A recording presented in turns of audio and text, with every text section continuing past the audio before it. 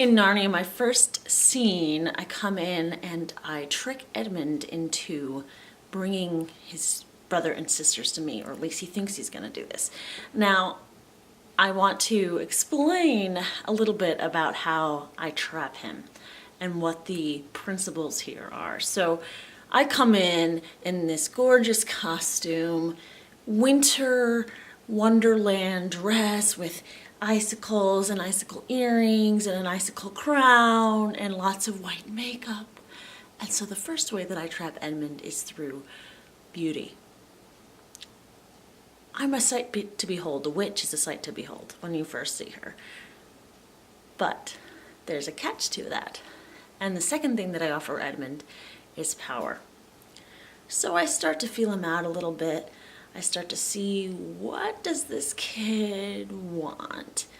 And I can see a little bit of selfishness in him, so I tantalize him with power. I say, you could be Prince of Narnia, and someday you could be king. And the third way I do it is, don't worry, we've all been here. I just offer him some instant gratification, in this case candy, Turkish Delight. Now there's a meme out there that says, I've tried Turkish Delight, it's okay, but not sell my family out to the Queen good.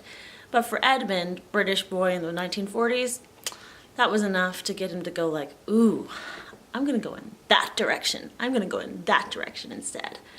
So, what's the lesson here? You've got beauty, you've got power, and you've got self-gratification. Most of the time, instant self-gratification. So we've got to be careful because, as has been said often, the road to hell is paved with good intentions. And the trap of evil does not come with horns and a pitchfork, but with some sweet candy that, hey, you know, what could go wrong? What could go wrong with wanting to be a king? What could go wrong with wanting to have some candy? What could go wrong being encountering some beauty in the woods?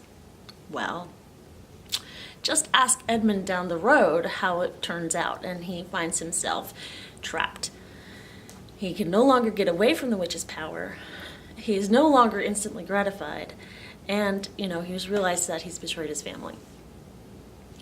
But on the other side, the lesson with my first encounter with Edmund is that he is a scary person to me.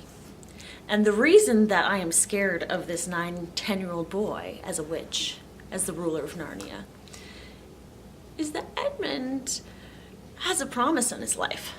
There's a prophecy that this kid is someday going to be a king.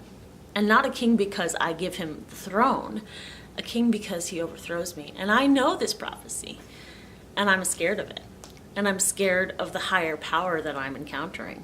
When I see this prophecy's been around for a while, it hasn't come true yet, but I kind of know who Aslan is. I know that he's pretty serious. I know that his father, the Emperor of the Sea, is pretty serious. And so when I see that little boy, I am scared stiff. And it's only by offering him beauty, power, and instant gratification that I am able to overpower him.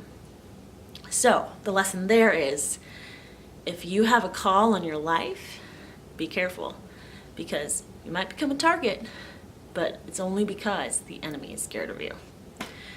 Those are some simple observations. We actually are having a revival of Narnia. This is going to be March 4th and 5th, and then 11th and 12th. Same place, Steamer 10 Theater in Albany. Tickets are $15. You can get them at, just Google Steamer 10 Theater. You can get them there or at the door. But due to popular demand, we'll be back, the whole cast and everything. So I'm glad I got to share number 2 lesson, and we'll do it again.